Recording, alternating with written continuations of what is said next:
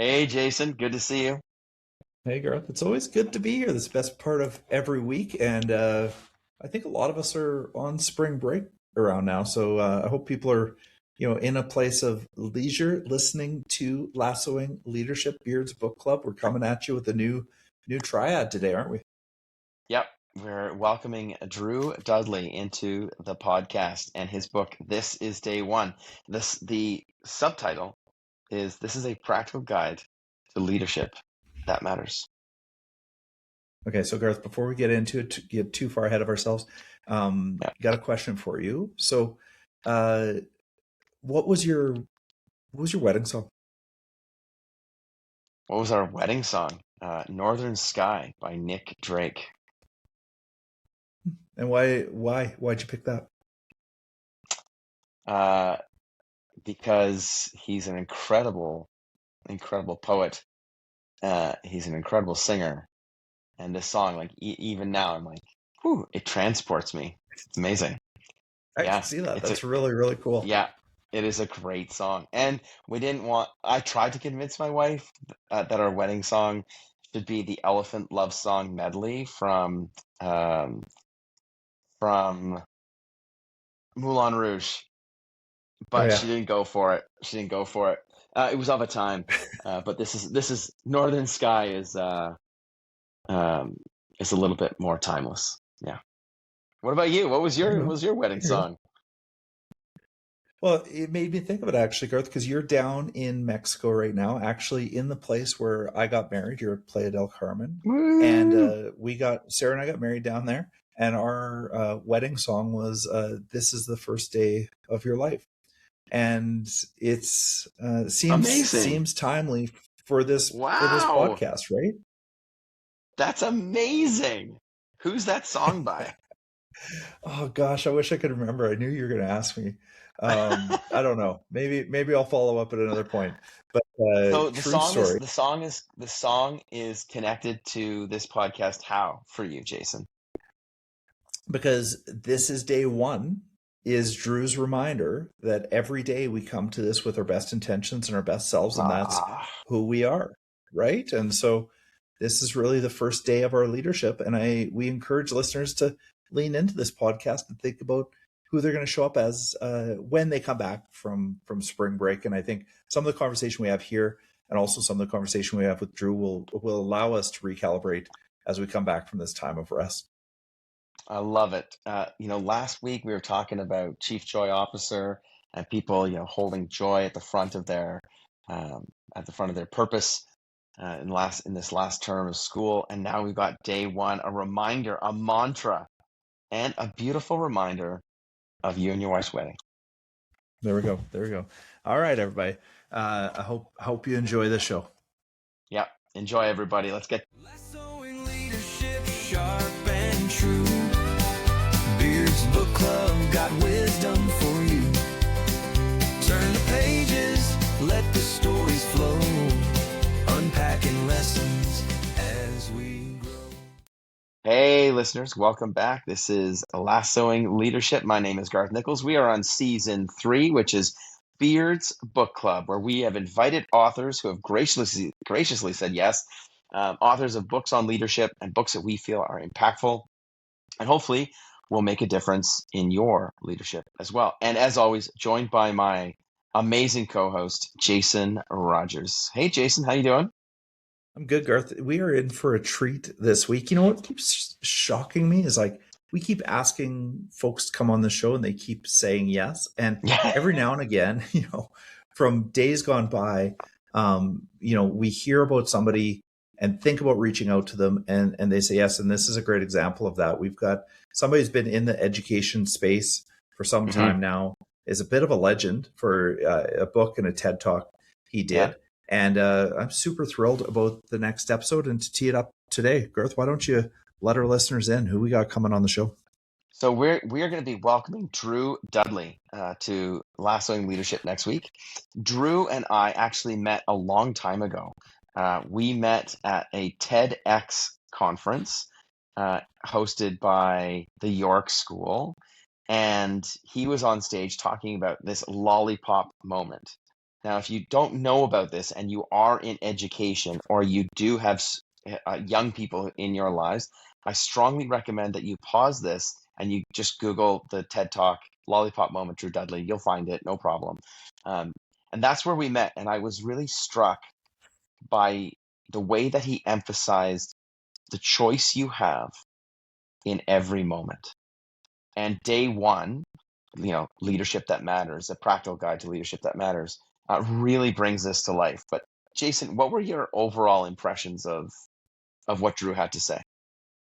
Well, okay, so let's get just to the kind of brass tacks of his message. I think first and foremost, he really disputes the fact that leadership is about authority, titles, or structures. It's everybody has the ability, capacity to lead, and we shouldn't shy away from that because of titles or having to do those sorts of things. And so that for me is so empowering for so many people in our organizations. And I hope there's a lot of listeners out there who are thinking, like, of course I'm a leader, even though I don't have the title of principal or head of school or department head. Even where are the places I can lead? And then he also talks about something that's really near and dear to my heart, as he talks about micro moments, or those small moments of leadership and gesture and connection that really do connect one to another and do inspire growth and development and change. And so I think that's what really shines for me and for Drew's work, is a simplicity of leadership and the lack of formality in it, and just having that leadership mindset that we're all a part of this leadership journey. Yeah.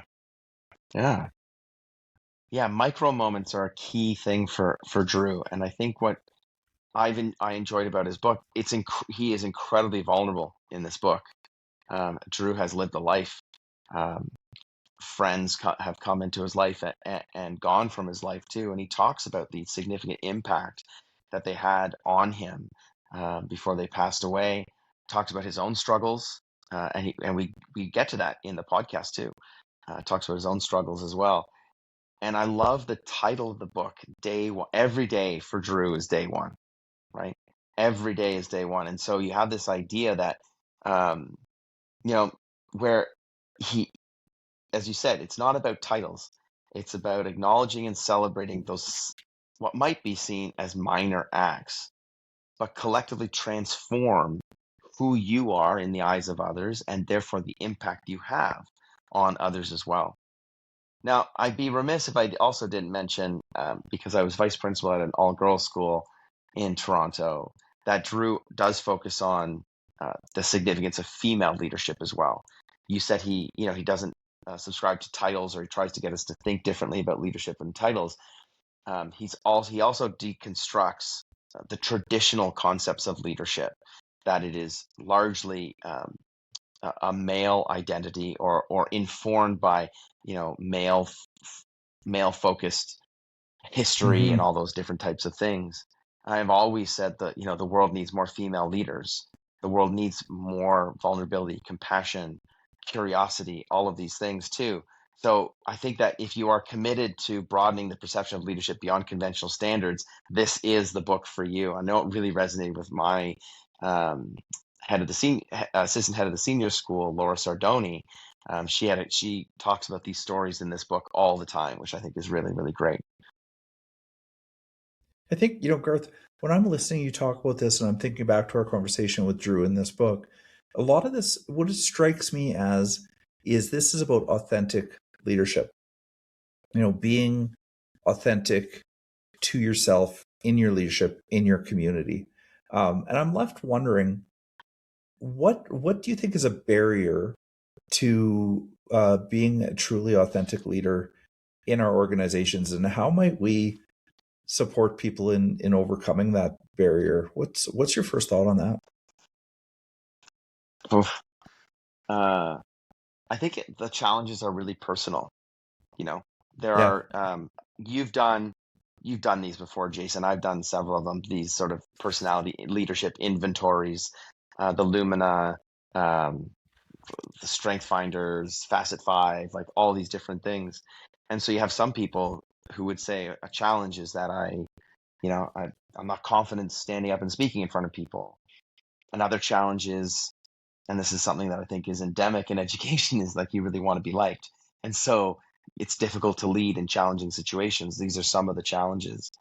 I think largely it comes down to like self-perception. Do Mhm. I deserve to be in this position? Um, can someone else do this better? Uh, yeah, I think that's a big challenge. I do work with a couple of people to support their leadership journey. I like to call it mentoring. Um, and recently been working with an amazing person, and I kind of have to remind them, like remember you did this, like that is proof positive that you can lead in difficult situations, in complex, deeply complex situations, managing budgets, managing expectations, etc. So you almost have to tell the story of themselves back to them in some ways, which is a great privilege to do. I think, and you hit on something really interesting, Garth. I think a lot of our listeners will have heard you say imposter syndrome, whether you said it Yeah, or yeah, not. And it's funny because we haven't talked a lot about imposter syndrome over the course of this podcast. We've talked about vulnerability and authenticity and kindness and compassion a lot, but we haven't really gotten into imposter syndrome. And sometimes, when I think about Ted Lasso, the namesake of this podcast, and mm, I think he probably carried a fair bit of imposter syndrome, which he fought through the seasons. And I think, speaking for myself, I've always carried a little bit of that, a lot of it on occasion. And I find it to be more motivating than debilitating. But I can appreciate that some people might see it as debilitating. And I wonder, what advice would you give to somebody who might be facing, that idea of imposter syndrome, if you were coaching them or being their mentor in a way? well, not to be not to be too sly here, but I would recommend reading this book, Jason, um, because basically, as Drew challenges the It's narrative, true. he does it by emphasizing that we do have countless, largely unnoticed by ourselves, moments of leadership, right? Moments where we've had to make decisions, whether it's leadership of your own self or leadership of others. And I think that this is something I see in cohort 21, Hmm. where we're pointing out that's leadership. We're pointing out, you do have a leadership purpose. It's up to you to articulate it now. And so in Hmm. this book, he's talking about, um, yes, imposter syndrome, but the antidote to imposter syndrome is to notice the largely small, individual, unnoticed acts of leadership that you are doing on a daily basis. And this book is a great sort of treasure trove of not only skills, how to recognize those moments, but also stories about what moments matter when it comes to your own leadership. What about you, Jason? What advice would you give to people with imposter syndrome? Well, I think, it's great advice to read this book, by the way. Really appreciate that. And I think Drew Yeah. will as well. Um, and I used to talk to my wife about this a lot when I first came into headship.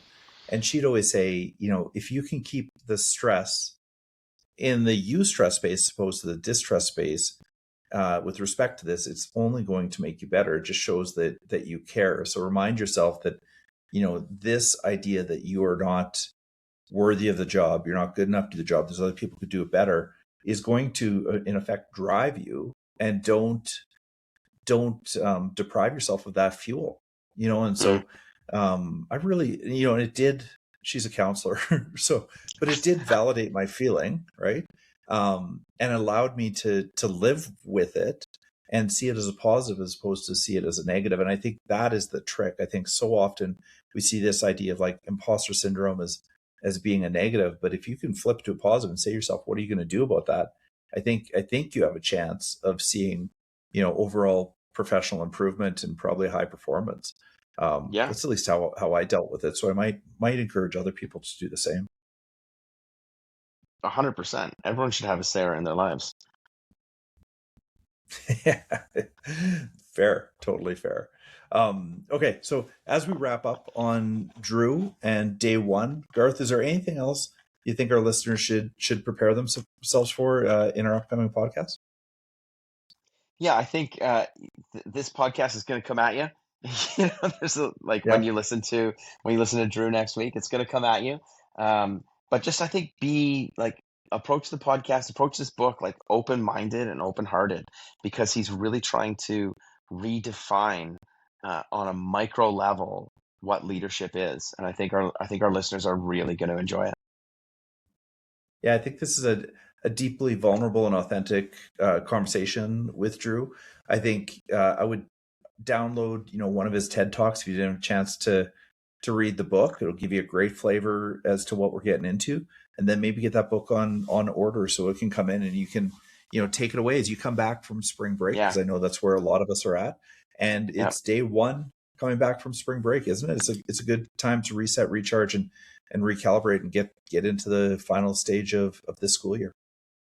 Yeah, and the title of the book is This is Day One. And if you can have that as your mantra, I think you and I have talked about this before, Jason, where it's like, I wish I could have, well, I could. This sort of mantra of like, I'm just trying to be the best leader I can be, today. Giving yourself the Right. grace and kindness to understand you've got things in your life, and just messaging that to people like, this is my day one, because yesterday was a totally different day. Mm-hmm. This is my day one. I'm resetting. This is who I want to be. This is how I want to lead. And this book reinforces that message big time. Wow. I hope people stuck around to the end of this podcast, because that was a gem. Garth, thanks for sharing that with our listeners. Yeah. All right, folks, listen, enjoy this book. Keep reading and leading the Lasso way. All right. Until next time. Bye, everybody. Thanks, everybody. Thanks, Jason, as always.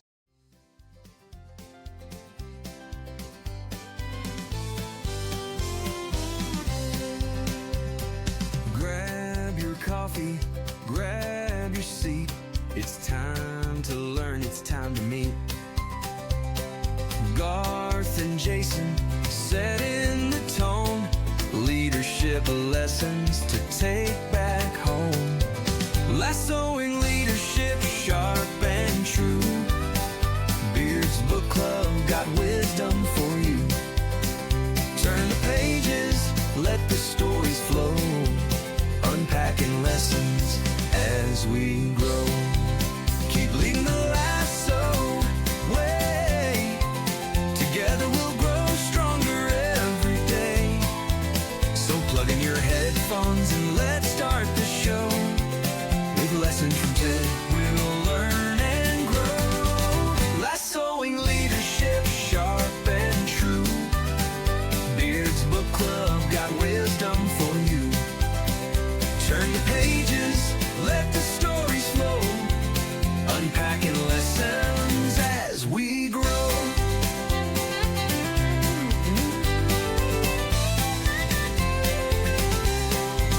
Keep leading the lasso way. Together we'll grow stronger every day. So plug in your headphones and let's start the show. With lessons from Ted, we'll learn and grow. Lasso